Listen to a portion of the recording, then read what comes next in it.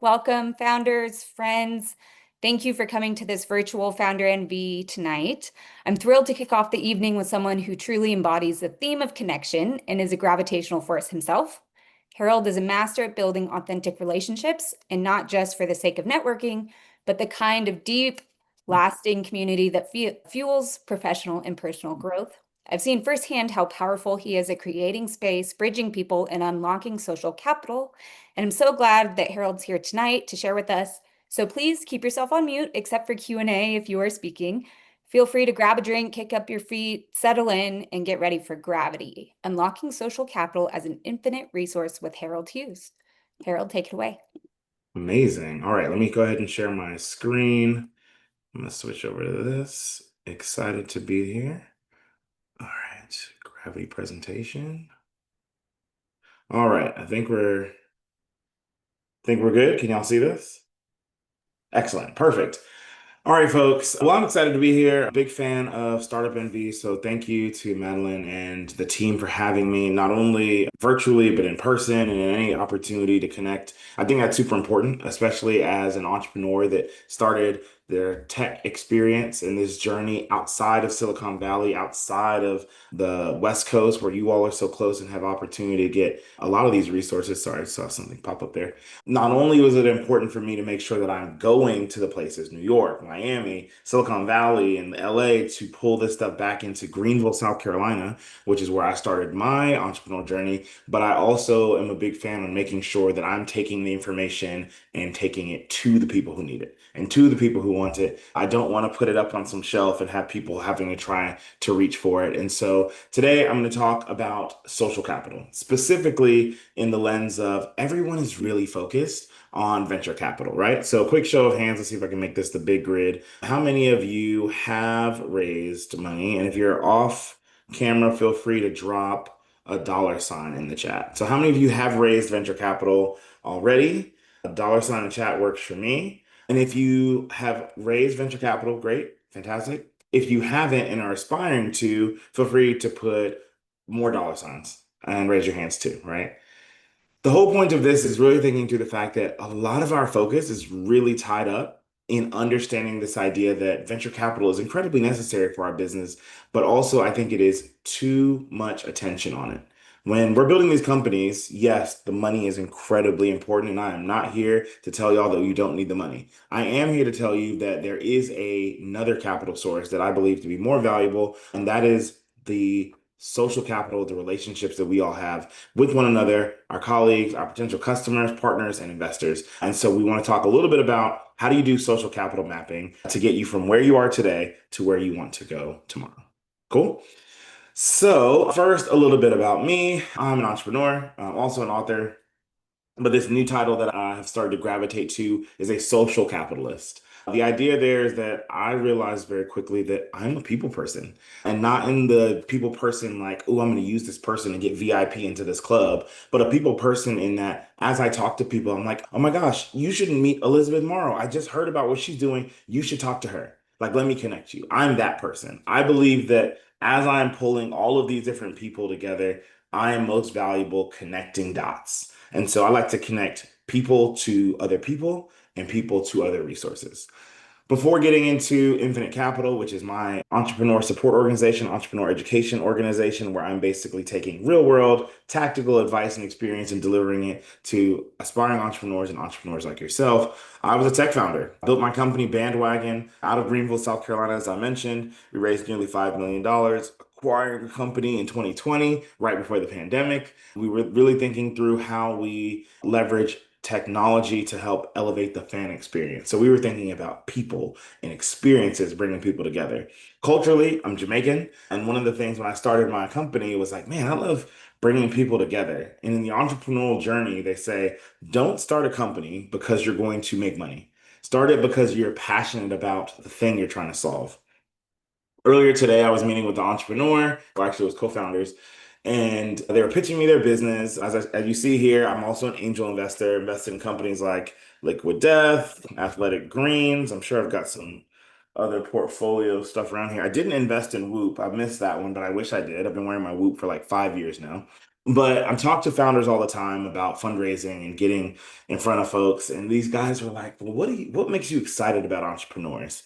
And I'd given them feedback already saying, your website seems like you're really focused on your product. And it's great that you like your product, but I prefer entrepreneurs to be obsessed with the problem.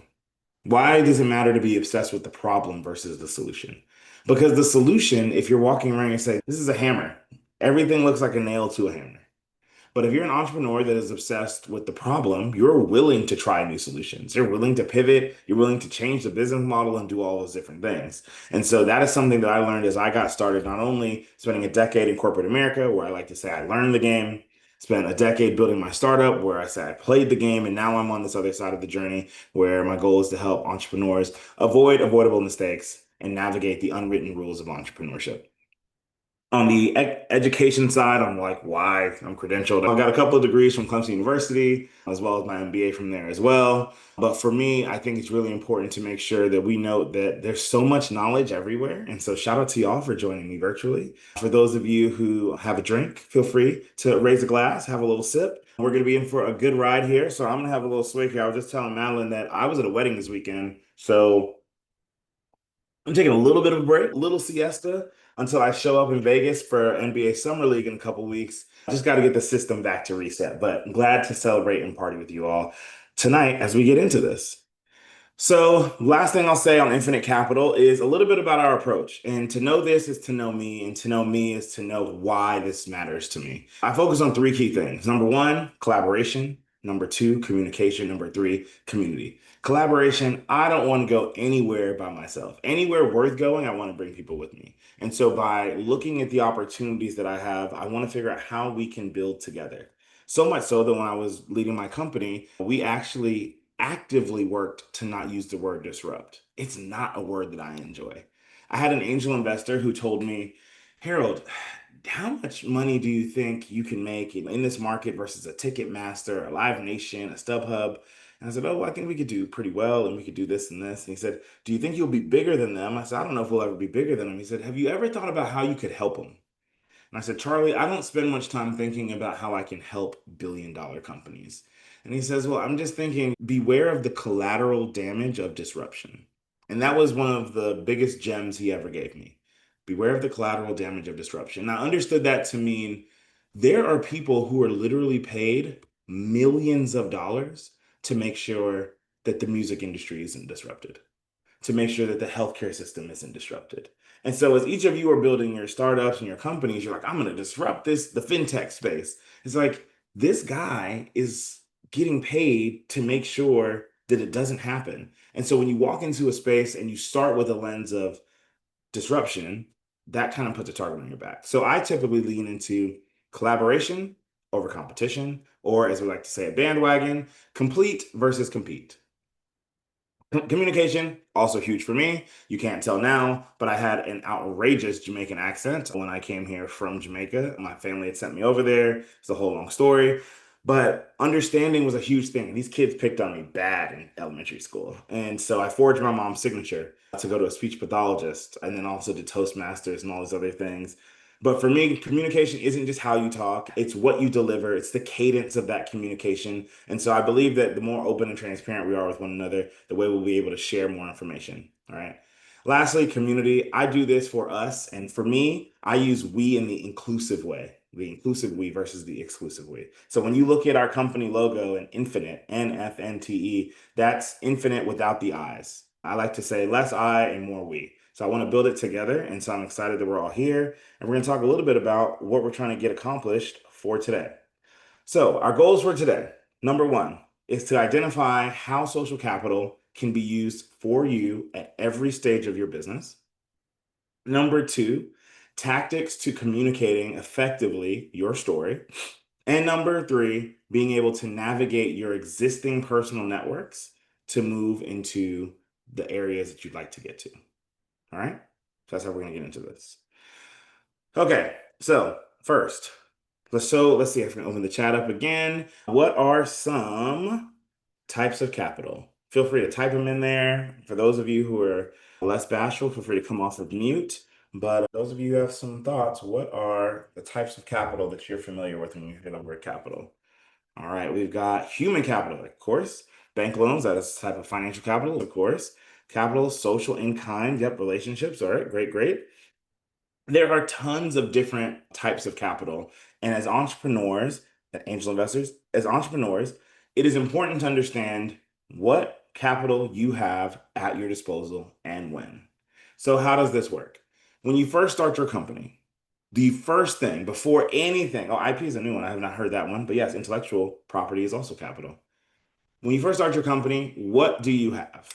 And forgive me for the questions. I'm pretty interactive if you can't tell. Despite it being 8:30, the kids are upstairs and I'm hopped up on athletic greens and water all day.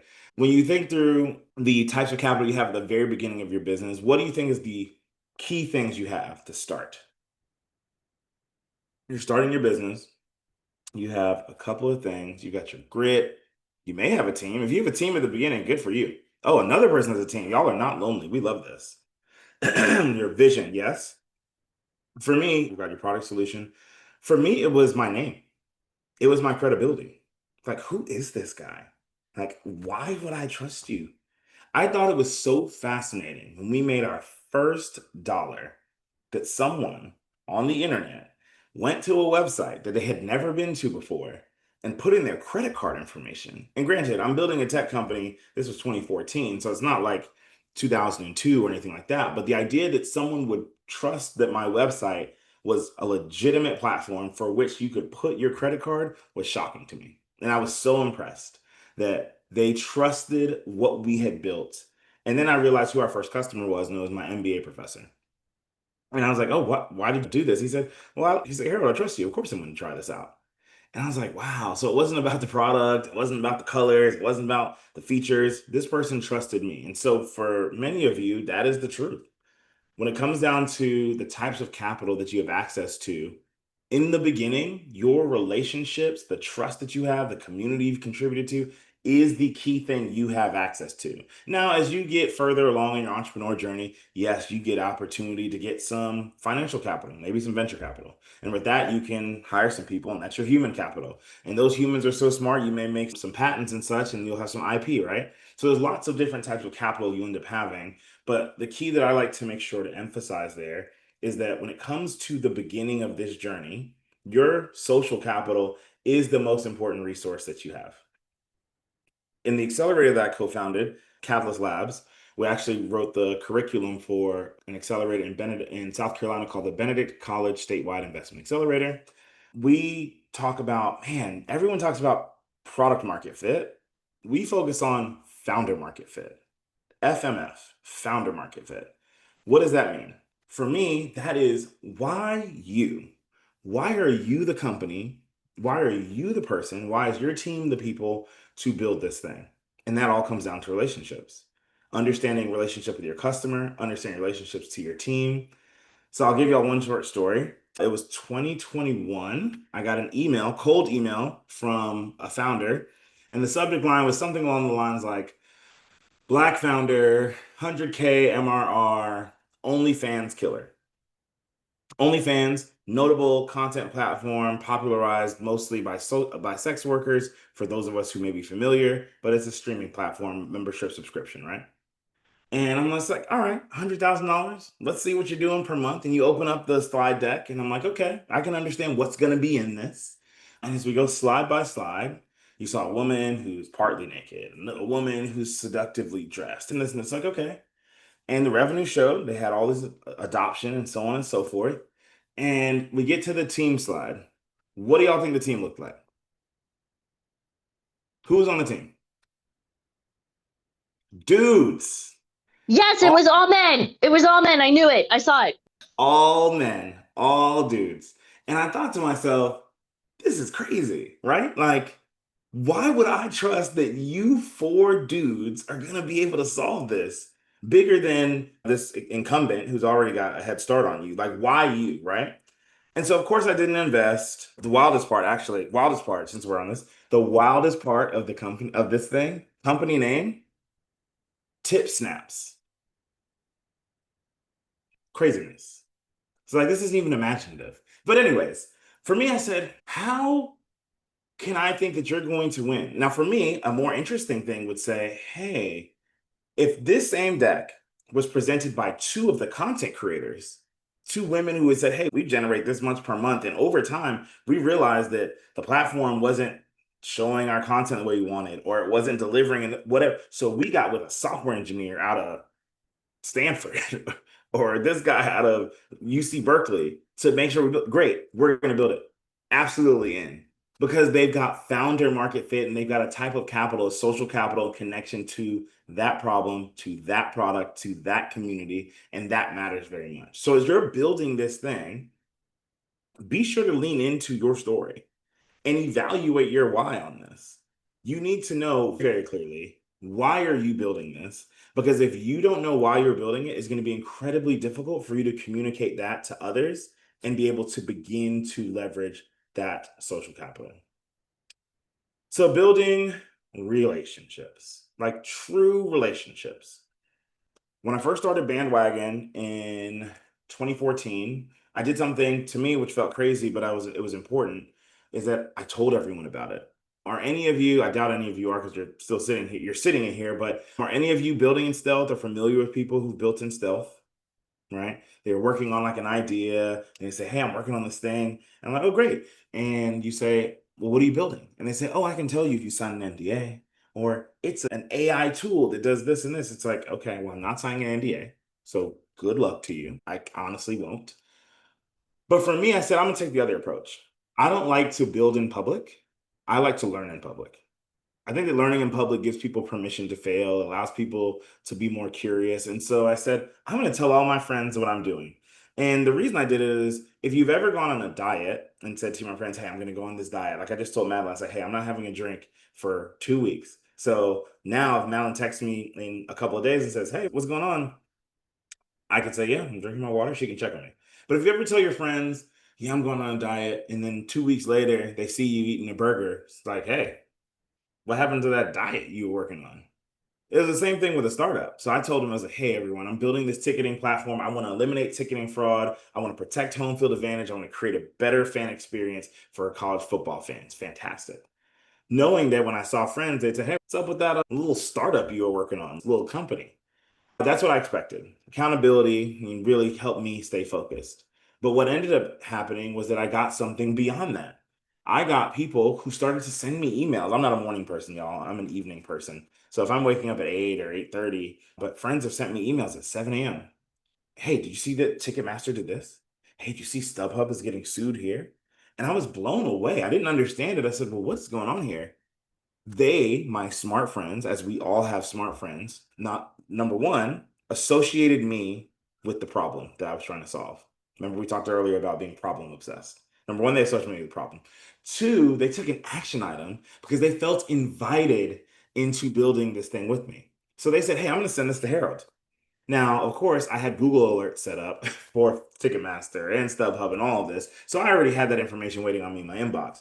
But it meant the world to me that my friends were able to say, hey, have you seen this? So with every single one, I reached out and said, oh, that is crazy. What do you think about that? What do you think about that?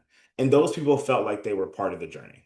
So when we get into how to think through unlocking some of that social capital, here's one of the first tips I have for you. So to get a barometer, let's see, I don't know, they've got kind of tools and all these different things. I can have a cheat meal. I definitely will have a cheat meal. My wife made shrimp and grits tonight. When you think about the amount of money you've raised, how many of you have raised your first check? Someone has given you money. Show of hands, drop a chat, yes, why, dollar sign, whatever you want, right? Getting your first dollar is so difficult, especially if you don't have a community of people that have a lot of money, right? So there's this concept of family and friends rounds that's been popularized, but if you don't have that community, it's really hard to raise that money. So what did I do to get crafty about it? I said, well, my friends don't have money. My family definitely doesn't have money. As a Jamaican raised in the United States, it's go to school, get good grades, go to college, get a good job, and send money back home to the family and friends. Like this idea you're leaving a company with good healthcare is insane. So no one was going to fund this for my family. My friends were making the same amount of money I was. So how did I navigate this? Well, because I told everyone that I was building this company on Facebook and these people felt connected to it because I shared about the journey and invited them to be part of it, I could make a clear ask. Hey, folks, I'm trying to get connected to college football teams. Do any of y'all know anyone that I could talk to? And one person would say, Savannah. Savannah would say, yeah, actually, my aunt works at LSU in the athletic department. I'd say, oh, that's amazing. And what normally happens there, right? So I say, hey, I know someone that can benefit. Let's see who else is in here that I can just say random names. I know someone that can benefit. Ruby's telling me about her business, and I say, hey, I know somebody who could help you. Normally, Ruby's going to say, oh, that's amazing. Can you connect us? Like, can you connect us via email? That'd be awesome, right? That'd be amazing. All right, thumbs up, show of hands if we think that's an amazing thing. Like, Harold, connect me via email, right? Thumbs up, great. We want that. Yep. Yes, that is it. I think that's a good answer. Do you know what's a better answer? What I did? I said, hey, actually, could you do me a favor? Could you join the call with me?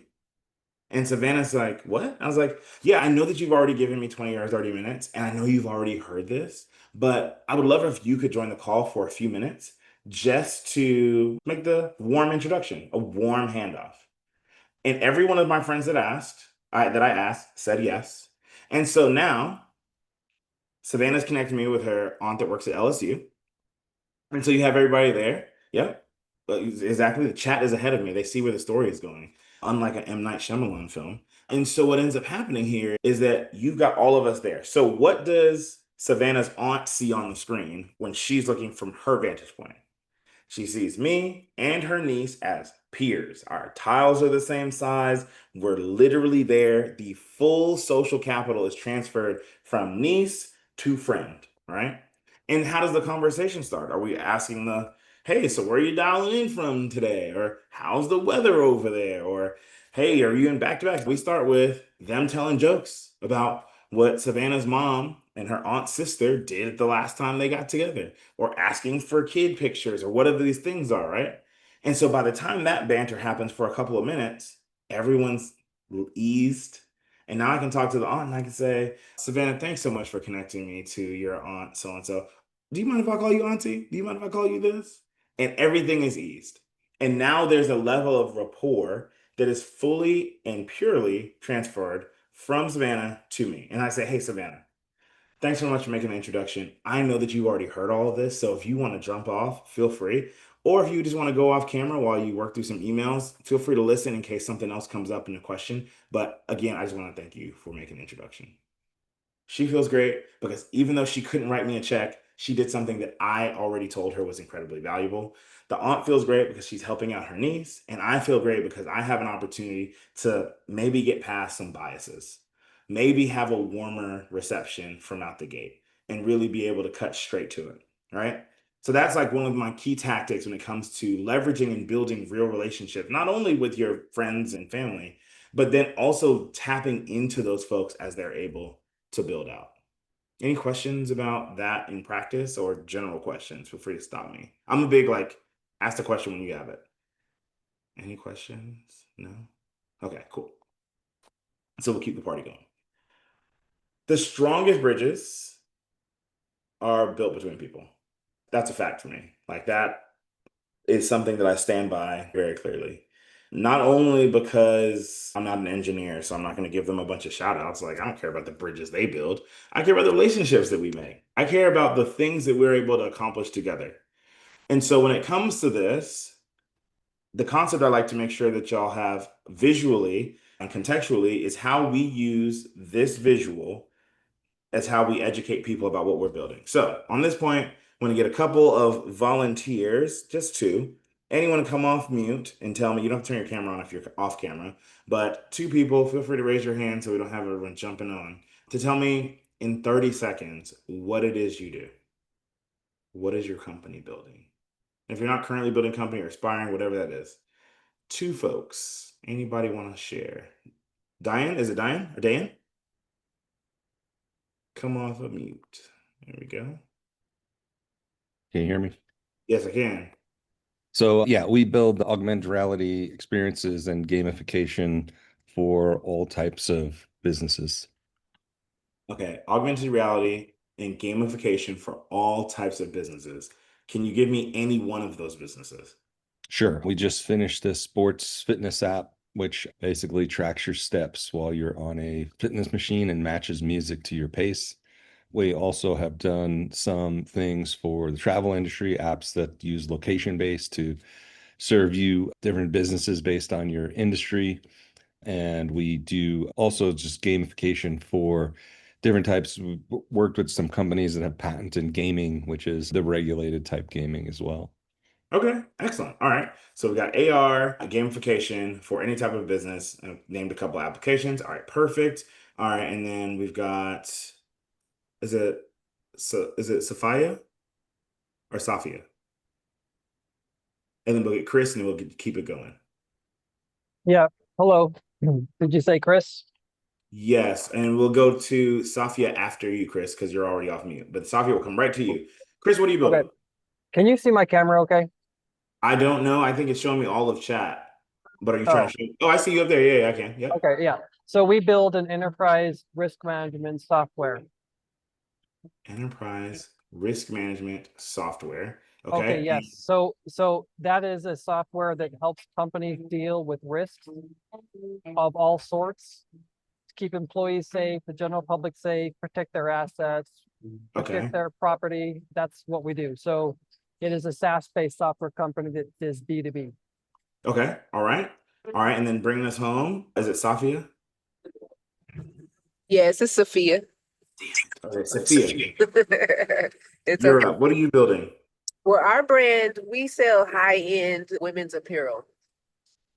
Women's apparel. So All right. it's High-end women's apparel and high-end women's apparel as in like one-of-a-kind statement pieces. oh, okay. So this isn't like something you'd wear often. This is like an occasion piece. Yes, something that you would wear to like an extravagant event. So just basically start conversations with other people. Okay, perfect. Thank y'all. All right. All right, so quick round of applause for everyone who went. All right, which of those companies, for those of you who are attended or who are listening, thought that which of those companies' pitches did you think was most complex? So we've got Diane had AR, VR, gamification. We had Chris that had risk management. And we had Sophie that had high-end apparel. All right. So I just put in the chat 1, 2, and 3. Which of them, and you can lower your hand there, Chris, which of them, just put a number 1 or 2 or 3 for which pitch did you think was the most complex? I.e., which business do you think you understood the least? 1. Couple folks. 2. 1. All right. So we're at 2 and 1. Tied. Another one for 2. Another one for 2. And another one for 2. All right, great. All right, that's what I figured we were going to go with, and you supported me, audience. All right, so Chris, you and I are going to workshop this a little bit, all right? Okay. Okay. So for me, when I talk again about bridges, visually, do you ever do pitches on stage? No, Okay, all I right. haven't. And most of the times you're not, and that's fine, but I just want to make sure we started there. Most of the time you're going to be sitting with a person having a normal conversation instead of like demo days. But the context here, visually, I like to, and because of we're on camera, it doesn't translate in the same way, but I like to draw a clear distinction from where we are to where we are going, right? So when it comes to knowledge, typically you're the expert in the thing that you're building as the entrepreneur.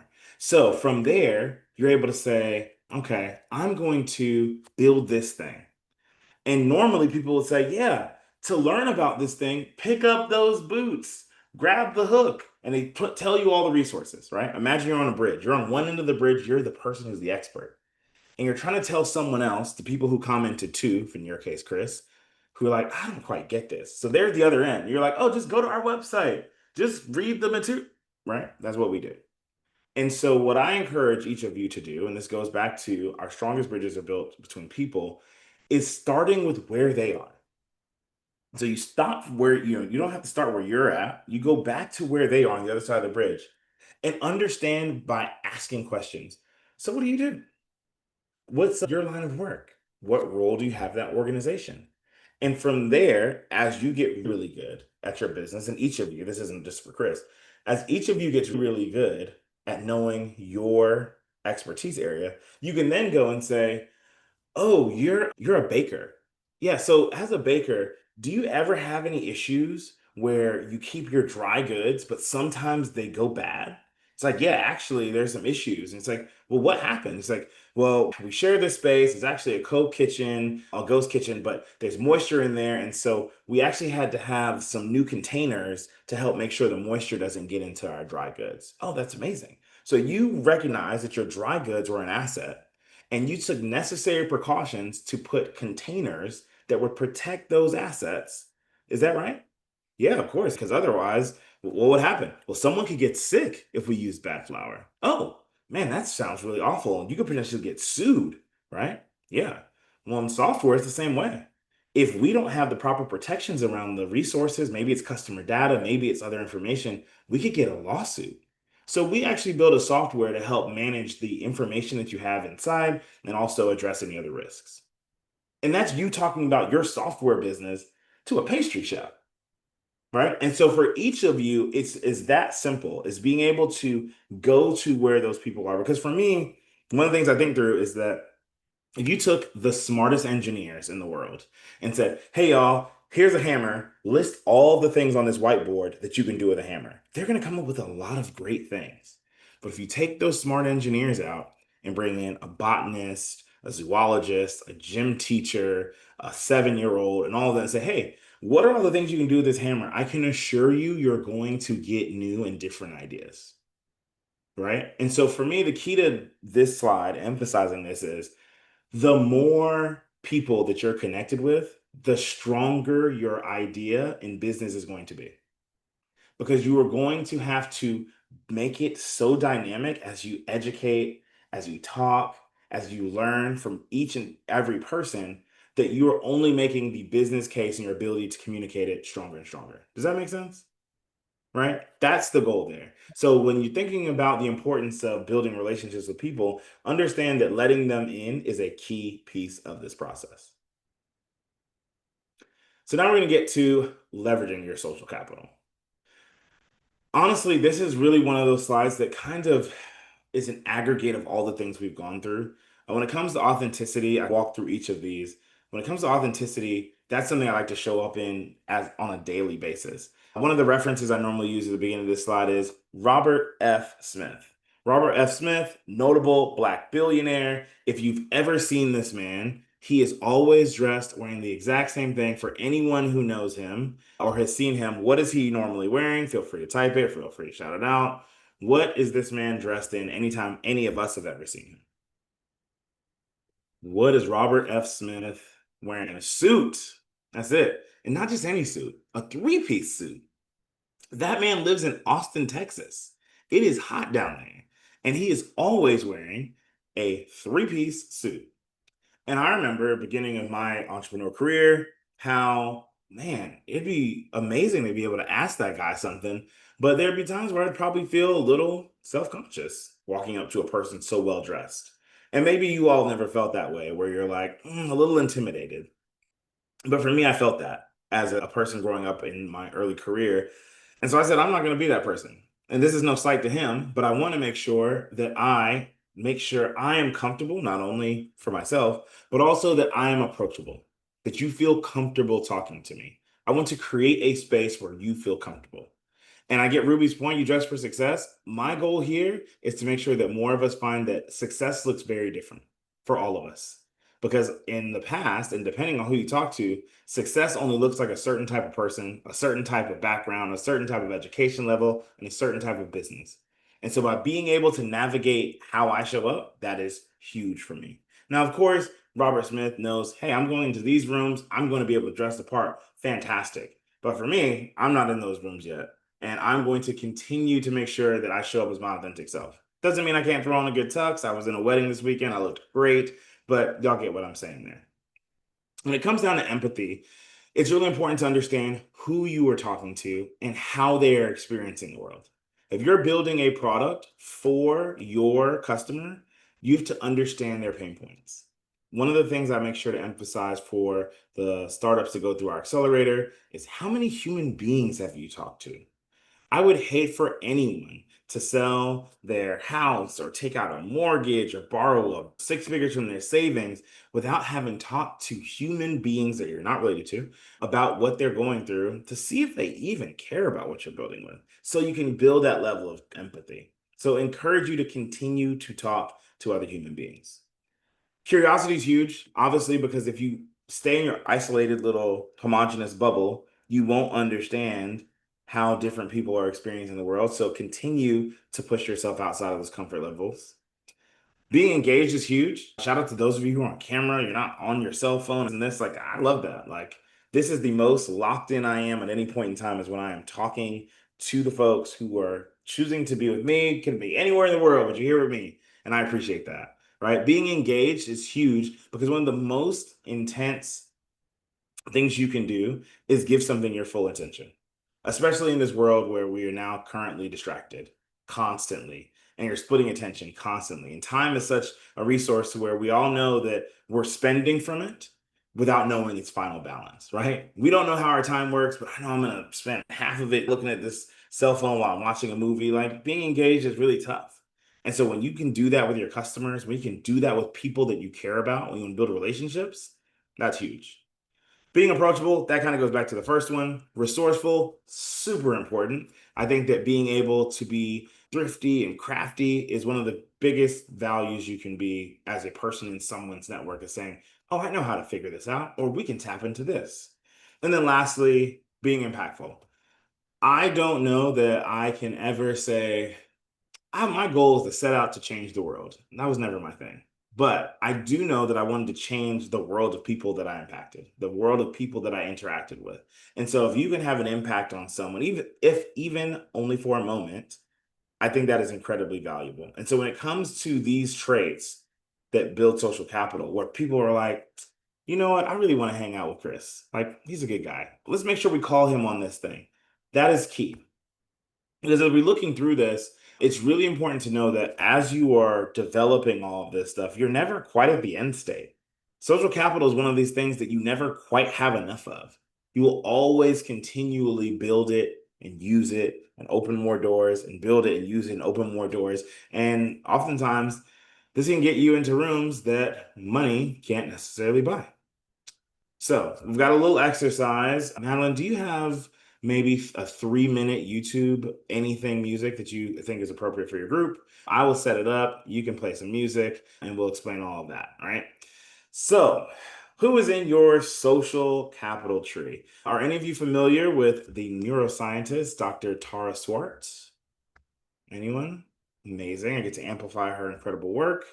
All right. So Dr. Swart is a neuroscientist. She's an MIT lecturer, and she talks about the people tree. The people tree really illustrates how the relationships that we have shape our thoughts. And we know that our thoughts become our actions, and our actions become who we are and our character, all these things. So, because of how we interact with different people, depending on how they are around us, it actually shapes our brain. Like, we're actually becoming different people as we are around other people. So, you've heard the whole saying that you're the sum of these X number of people that you hang around. That's just true, like, backed by science. And so now it's like, okay, well, how can we think through what are their values that are rubbing off of me? What energy do they give me or take from me? And what behaviors am I experiencing with them? All this stuff is contagious. So before we wrap up, we're going to do an exercise and we're going to put 3 minutes on the clock. And so I want you to do anywhere you can type it, you can write it, anywhere you want. You're going to draw a tree, or you can just do bullets. And under each, you want to have a person that influences you, and then 5 words that you use to describe them. So 5 people, 5 words per person. Sometimes I do this as 5 minutes, 5 people, 5 words, but y'all look pretty sharp. Let's try and do 3 minutes. But each person, 5 words that describes them to you. These do not have to be people that you actually know. They can be celebrities. They can be former professors. We'd like for them to be alive. that makes this a little bit easier to work through the exercise. And so whether they're people who you follow on the internet, read their books, listen to their music, watch them play, or they're people in your lives, let's take 3 minutes to go through this exercise. And if you'll play some music for us, I think we're right on our schedule. I'm gonna stop this. I'm gonna put in the chat what we're looking for. Can you guys hear music? Nope. I can play some from my phone if that's easier. I have this new music app. I'm hoping it works. Still moving? Perfect. Okay. All right, we've got another minute. Only have 3 real people. Leslie, are the other people like fictional characters? Got it. That's fair. I didn't know if you were saying they were real or real. Okay, got it. Fair. All right. So as we are finishing this piece, let's get to. Oh, let me show this. All right. So let's jump in here. We're going to get a couple of volunteers. Yeah, exactly. Type in the chat who you have on this list. And if you want to come off mute, feel free to share and add a little context, you can. But who are some of the folks that you have? Steve Jobs, Warren Buffett, Elon Musk, Bertha Berman, Warren Shield, excellent. Duke, Cyril, Steve Jobs, Helen Morrow, Charlie Munger. All right, wait, someone has a hand up. Sunflower Compassionate Company. Who do you have, Jay Shetty? Sorry, my name is Rachel, but thank you. That is my company. Sorry, I didn't change it. Way to get the plug in there, Rachel. I said your whole company name on the live stream. Not intentional. But I did do 5, and I added my name on there. Thought it was important to add my name on there. But the one, because you said Robert F. Smith, I love him. I put under him inspiring. And then I put my mother because she's so persistent. At 82, she does not sit down. And then I also put my business partner, which is a very motivational woman who took me out of a really dark place. And I think that's important for a business partner. And then I also put my pastor, Mike McClure Jr. And so, yeah, those are my 5. And for him, there's so many words to describe him. I just couldn't pick one. But persistent for my mother, motivational for my business partner, inspiring for Robert F. Smith, and for myself, achiever. That's amazing. I love that. That's perfect. That's perfect. So that is excellent. And so as y'all do this, and hopefully you take some time to do this in a full way to where you put 5 per person, but y'all get the gist of this. And so thank you. You're the first person to ever put themselves on it. And I love that, actually. I was just talking about, oh my goodness, now I just, Coco Gauff, how she was saying that all of the arena was chanting for her opponent like so loud. And so she just made sure she said her own name to herself louder, right? Like, that's amazing. And in this entrepreneurial journey, you have to be able to do that. So that's fantastic. And so the key I want to make sure we take away from, and then I want to get the question and answer, is some of you, Jay Shetty, Simon Sinek, Warren Buffett, Elon Musk, if we ask them, humor me, if we ask them, hey, Leslie, hey, Warren Buffett, do you want to meet Leslie? What are the odds that Warren Buffett says, yeah, heck yeah, I want to meet Leslie? Is he going to say, yeah, I want to do this? Probably not. Probably not, right? And that's no slight against Leslie. It's because he doesn't know Leslie yet.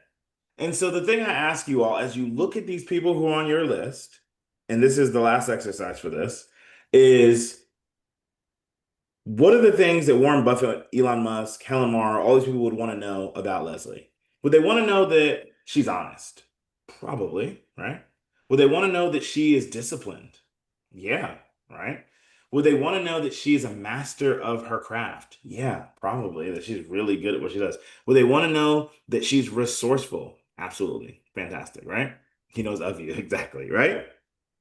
Those are the types of things that as you look at this, and whether you're a vision board person or a goals person, I want you to each do this exercise truly and say, these are people I want to sit at a table with in 5 years, in 3 years, in 10, whatever the thing is.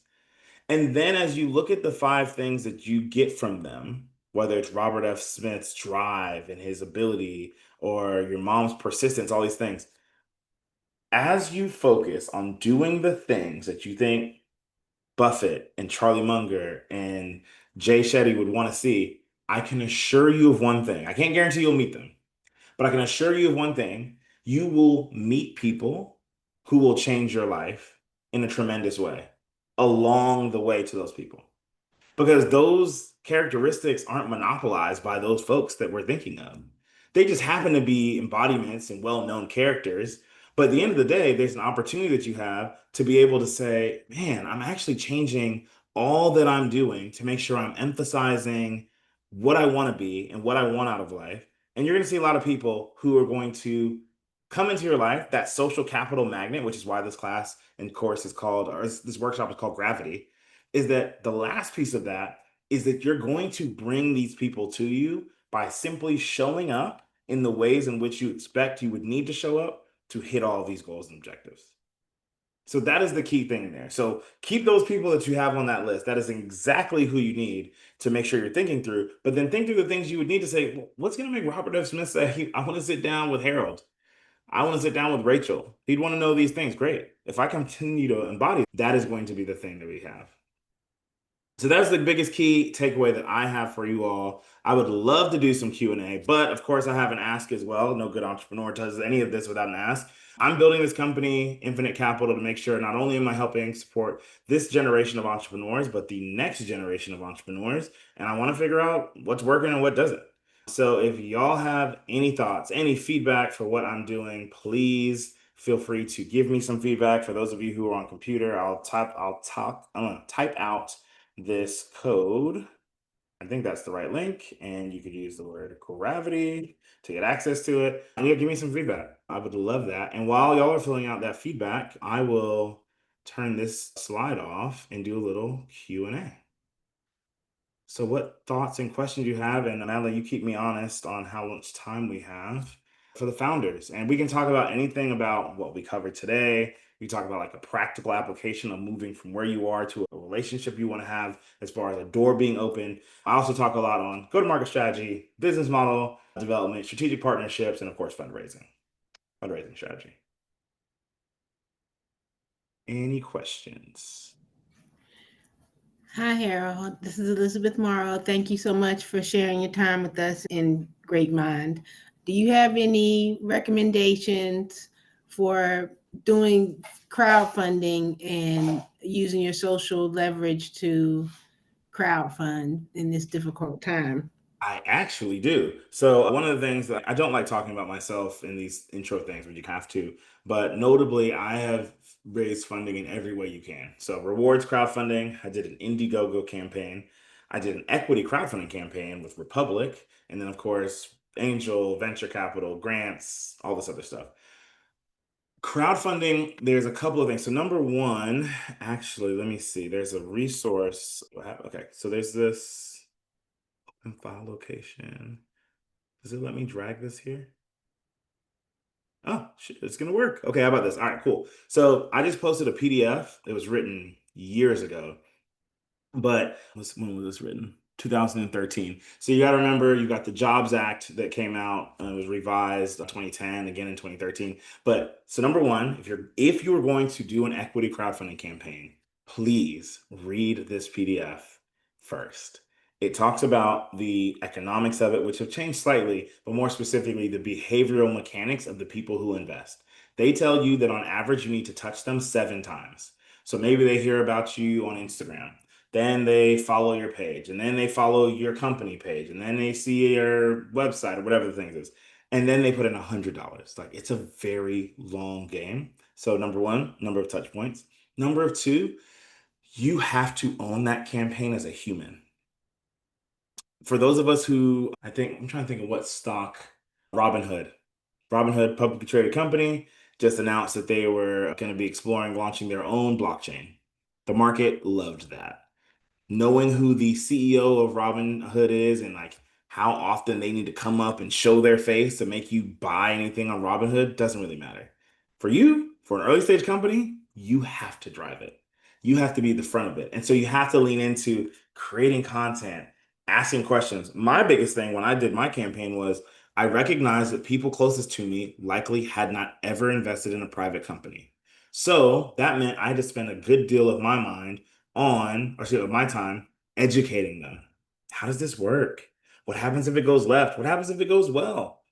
I'm gonna just educate you in case you decide to do someone else's. You may not even choose to do mine. You may want to do this later. So the two things I'd say is number one, read that. Number two, commit to you being the face of it because it is very different than any other securities that could be offered right now. Oh, perfect. Because I'm in the dog business, so I can use all these dogs I got. Use these dogs, girl. Use Yeah. these dogs. Okay, perfect. Thank you so much. You're welcome. Leslie. Hey Harold, you're doing great. Nice to meet you. Okay, my question is that I seem to have gotten a lot of attention from like different types of like investors. However, like whenever I try to reach out to them or join like particular accelerator programs, even though I've got their attention, they either reject me or they don't like respond to my messages. They don't get back to me, my emails or anything like that. So I guess my question is like, what is it, do you think that I'm doing wrong?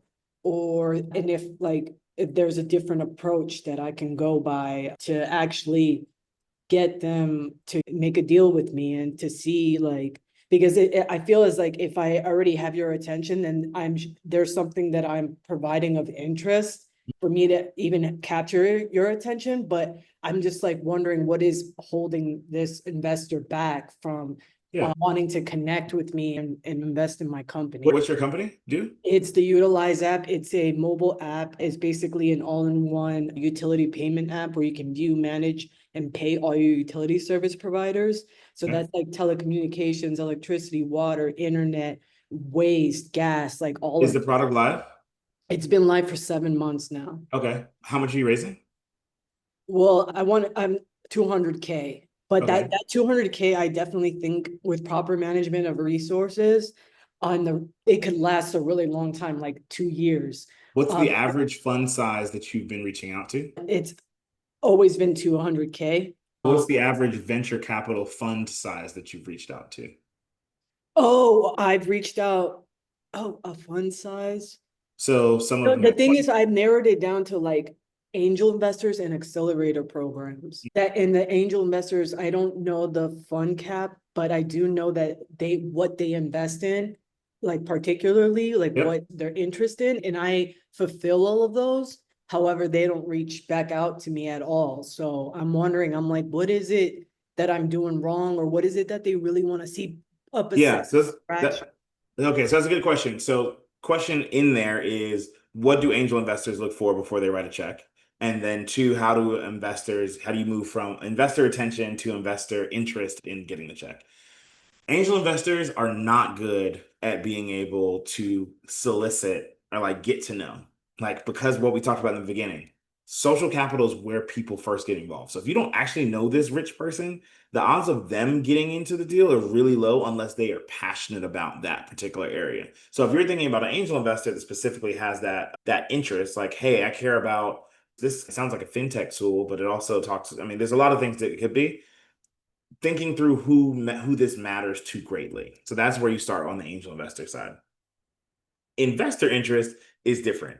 Y'all may have heard of a guy by the name of Mark Suster. Mark notably says that investors invest in lines, not dots. So what does that mean? Each of you are meeting me today for the first time. So if you wanted a check from me today, I'm probably not investing in anyone's company today. But if you're like, hey, I'm working on this thing, I'd love to catch up with you. So I'm gonna book some time with you. Okay, cool. So then in that talk, you say, hey, I'm doing this thing. I'm gonna do X, Y, and Z by the end of next month. And then by the end of next month, what do we do? What's the C that I talked about? The second C there, communication. And now you follow up and say, hey, I told you I was gonna do X, Y, and Z. I did X and Y. Z I wasn't able to do because we learned about it and we actually did this instead. Okay, cool, great. So next month we're gonna do this other thing. Okay, cool. And then you do that. Now I've gotten into a habit of nodding. I'm like, damn, every time Leslie says she's going to do something, she just does it. So if you're like, yeah, we're raising $250,000, it's going to allow us to put this into, we're going to add a couple of other languages, we're going to move into another geography, yada, yada. It's like, yeah, she's probably going to do it because every time she says she's going to do something, she does it. So when it comes to investors, interest isn't enough in the abstract. You have to turn interest into momentum. And momentum happens either externally, press, accelerator announcement, new customer, or internally, product feature, new team member, new advisor, which is a huge one. Actually, let me send you all this other thing, tinyurl.com. So a lot of companies, you'll have to copy that one, I think. I don't know why it's not applicable. A lot of companies don't do a good job of managing their advisors. They give the advisors 5% of their company and all those other things. You need to know which advisors to use in what ways, and so it all breaks down. Okay, perfect. Gerardo got it going. So those are the two things. Angel investors, it's very hard to find them. Your best bet is to go to an angel group to pitch the angels, and then from there, that's a level of validation. But when it comes to the actual venture firms and all that, getting them interested is one thing. Turning that into momentum, it's like, hey, can I keep you involved in my updates? And trying to close it in 3 months. I would allow investors to sit on my investor updates for up to 6 months and then take them off. 3 months is really my sweet spot. 6 months, time to take them off. But I would focus less on trying to find angel investors because they are all over the place. I'm about to invest in a company that my buddy started just because I know the guy. I don't get the product, but I'm like, I'm going to support you. There's another company I did where I was just like, I got to do this deal so that I can get with the other LPs that I know will open up these other things. Like, so sometimes the motivations aren't as clear as with a venture fund where it's like, we invest in these 3 areas. And this is the type of check that we write. So those are the types of things we think through. One thing that you did mention was like they want to see momentum, right? And like on my social media, which I share with them, I show like my momentum and I show like, for example, I show videos of like my data that I have captured, and I share like how many new users I have acquired in the past month just by word of mouth alone, showing my percentages in retention, user retention, monthly active retention. And it's just like I feel as if like I'm being more gossiped about instead of like being reached out to. And it's Well, like, you don't want those people anyway, then. Like that, let's start there. okay, So okay, you don't want those people anyway. So we'll start there. And I saw another question, so I want to make sure I answer it. You don't want those people anyways, number one. Number two, being able to, oh yeah, of course. You don't want those people anyways. And then two, it sounds like you may have an opportunity for someone else to talk about you. So I'm notoriously not great about talking about myself. So I'm trying to be better at it. I have to really work at it. But at the same time, I'm really good at championing other people. So like you're like, oh my gosh, I just found out about this company. It does X, Y, and Z. Like that's great. So Harold, would you mind sharing how many investors you talked to before you got your first yes? So I'll tell you when I stopped counting was 140 no's. 140 straight people said no. And this is 2016, end of 2015, but 2016, 140 people. I sat down with a pitch deck, 20 to 30 minutes, and said, hey, this is what I'm building. This is why I'm building it. This is the market opportunity. And they all said no. And I was just like, this really sucks. I don't want to keep doing this. And that's when I stopped counting. I finally got my first yes, and that investor said something I'd never been asked. He's like, what if all this goes right? Like, what if everything you say goes right? Then what? Like, why does this matter to you? He was basically trying to get to the core of why I'm doing this. And I answered, and he's like, I'm in for, I think 50K was the first check. And so I had to be cool about it. Like, oh, that sounds awesome. We'll get you the paperwork. But I was like going crazy because that was amazing. And then so to let you know how momentum works, it's for everybody. Greg said yes for 50K. So then I could go to other people and say, yeah, we got 25% of the round done. So if you're interested, so then other people are like, oh, we're interested. Then we went out to the Bay and met with Founders Fund and all these people. And they said, you haven't even raised money locally yet. Why would we give you money? So then I went back to the Carolinas and they said, oh, wait, you met with Founders Fund? They invested in, you met with so-and-so? Oh, well, we'll put in. So then those people, the followers, came in. Then I went back out west and said, yeah, I got those angel investors. And they said, okay, cool, we'll give you some money. And the last thing, the validation I needed was Google. I got funding from Google and it was like, oh, if Google's doing this, we're in. So I raised $310,000 and it took me like 9 months. It was chaos. Now you've got more tools and the internet's more connected, but I definitely encourage folks to make sure you are doing, the reason I was asking, for those of you who may wonder, what size is the fund is that oftentimes entrepreneurs aren't doing fund math. Every check that a fund writes is a lotto ticket for them. So if you have a $50 million fund, and I'm an LP in a couple of funds, and so they'll say, we've got a $50 million fund. We're going to write checks between $500,000 and $1 million. That means they're expecting to have basically 50 to 100 shots on goal that is going to return $50 million. So every time they write a check, they have to say, yep, I believe that, what is this company? How do you pronounce this? Via, Via Avion. Okay. So I have to believe that Via Avion is going to give me back $50 million. If I don't believe it, I can't write the check. Thank you. It's just you versus your competitor. It's you versus any other type of industry that they invest in. And so that's the biggest thing. So you'll have entrepreneurs who will say, oh yeah, I got all these no's from investors. It's like, why are you pitching them? They can't give you a check for $50,000 because they have a $200 million fund. The math doesn't work. So ultimately, I was asking those questions to make sure you've got to do your homework to make sure you're talking to the right types of investors. But yes, any other questions there? And you're doing great. Oh, marketing book. 2 books. One, Traction. How any startup can achieve explosive customer growth. This was reviewed by Alexis Ohanian from Reddit, Eric Ries from Lean Startup, James Altucher as well, Fred Wilson, are big fans of this book. I am a big fan of Traction. And then number 2, the second book is Story Brand. Story Brand talks about the importance of what a brand is. And a brand isn't what your colors are. A brand isn't what your logo is. A brand is the experience that your customers feel interacting with their touch point to your product, service, or business overall. So in some cases, your brand is your customer service person. Your brand is your awful website. Story Brand. Is it by Miller? I think it's by Miller. Story Brand. Donald Miller.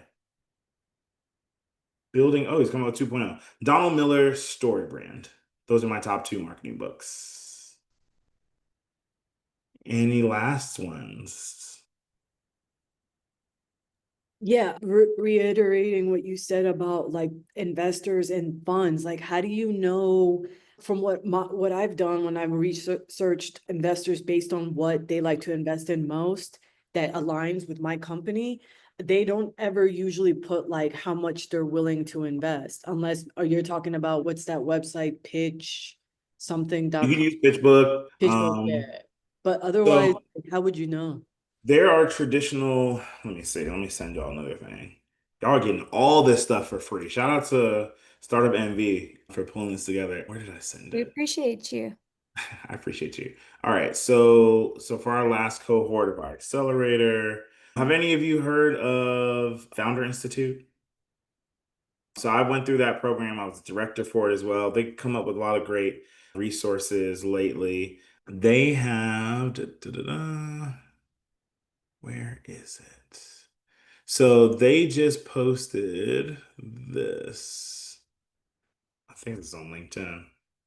So first I'll share my screen and then, oh, this is probably too hard to read. I'll just share the link. So this is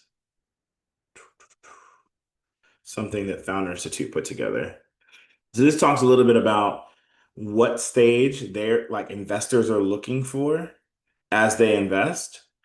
Whether looking for product or looking for revenue, this is one thing here. And then when you go to if you go to the comments for this, you've got the full link, so you can actually see a little bit more about what they're looking for. I've always found that this has actually been pretty solid. From a fund economic standpoint, you can basically divide the number of how much they're raising between 25 or 50, and that's really what they're thinking through.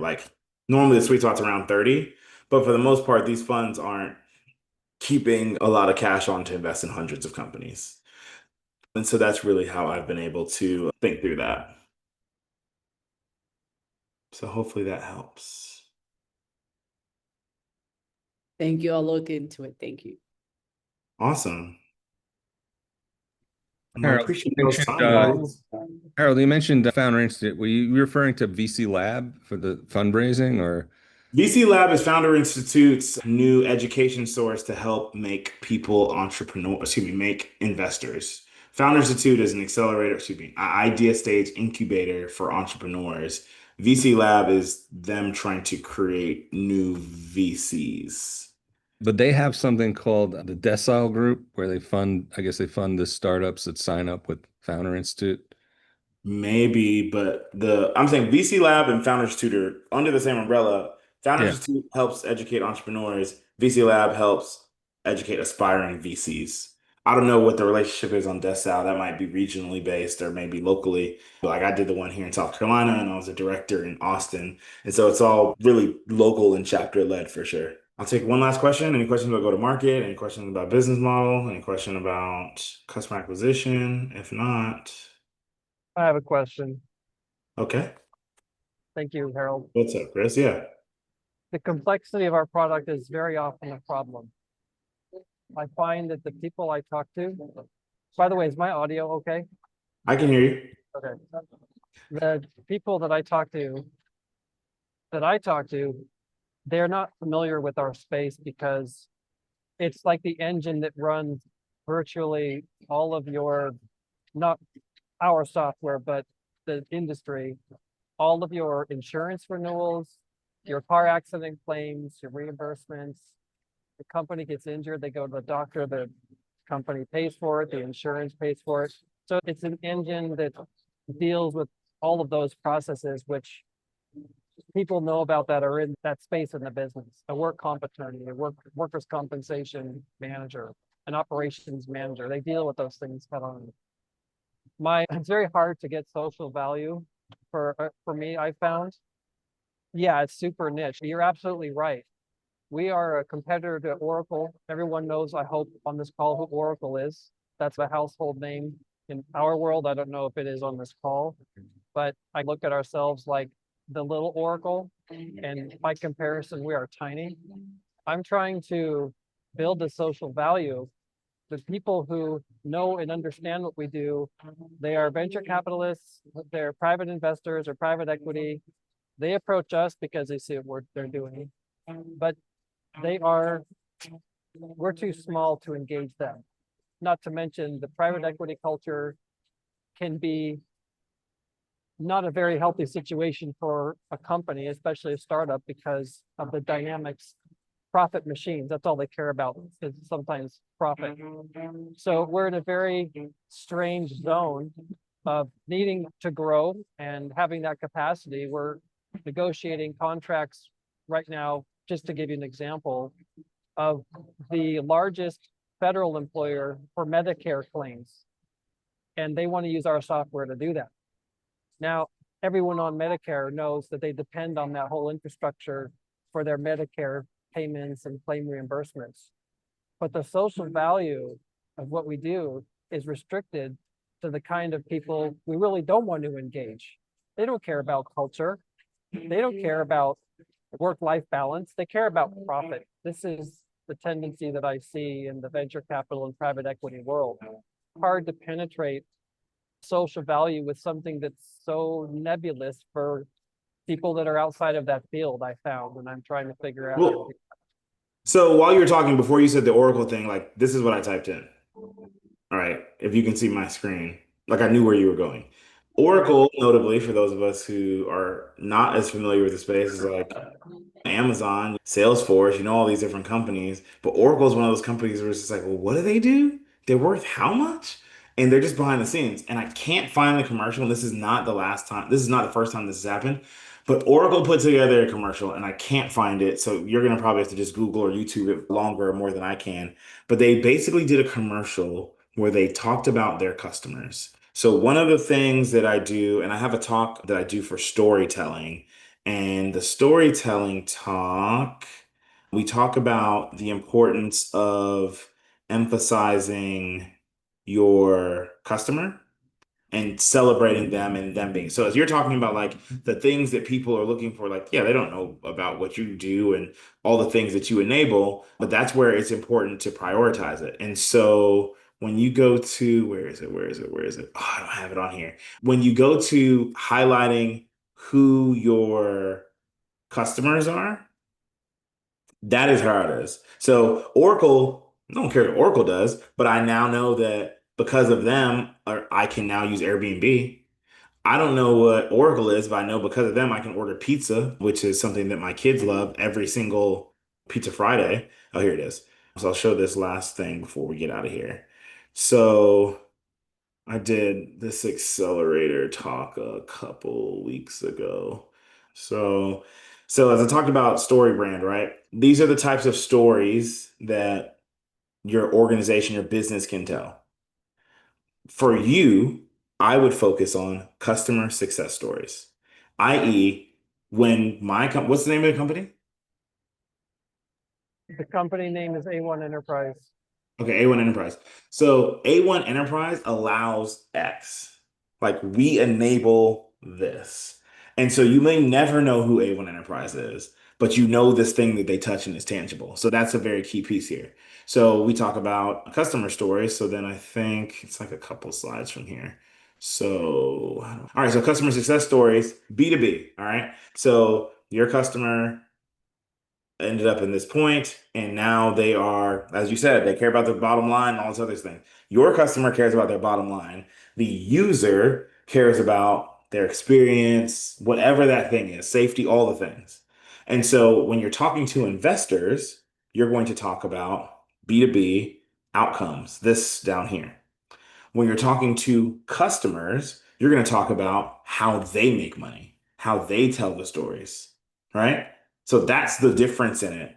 And so when it comes to it, yeah, it's just one of those things where they may never know your company's name, and that's completely cool because just take the money like Oracle's doing. You may not have a consumer facing thing like Amazon has with Yeah, Whole Foods. we don't need to be the super. Exactly. Yep. Right. So we'll figure out a time. Maybe I'll tell Madeline y'all want to do the storytelling one of these and we'll do another one some other time. But like that is a key thing. So we go through all the different types of stories and depend on the company and all of that. So I would lean into that. You don't have to educate everyone. Again, start with the example I gave about the bridge. Hey, what can I start with where you are? Cool. We actually enable that. Like in that, for that to happen, these things have to go right. We are the thing that makes it go right. I think it's a great way to explain value, starting with what they understand. Yeah, thank you. Of course. Well, thank y'all for the time. Hopefully, y'all can ping me, follow up, tag me on LinkedIn, or connect with me on LinkedIn. If you do so, I'm really bad on LinkedIn. So please, if you're going to connect with me, message me and say you were here at this thing so that I can accept it. Because otherwise, I've got however many. I'm not a, what are they called? Lion. I'm not a LinkedIn open networker. There's a thing where people just accept anyone that links in reaches out to them, and I think that's ridiculous. It just cheapens the whole thing. So yeah, I'm not one of those. So please tag me and say, hey, this is this, and we'll go from there. But anything else from you, Madeline? It's been great. Just a thank you. Thanks so much, Harold, and thanks everybody for spending your Monday night with us. Enjoy the rest of it and have a great week. Thanks for Awesome. And I'm gonna go eat some dinner. I'll talk with y'all in a bit. Thank y'all so much. Thank you so for much. your time. Oh, wait, hold on. What would be the best way to follow up with you? Okay, LinkedIn. Yeah. Start with LinkedIn and we can connect there. I'll get you my email. Actually, I'll just put it in here because that'll be easier. And then thank you for those of you who took the time to give me some feedback because I want to continue to make this better and better.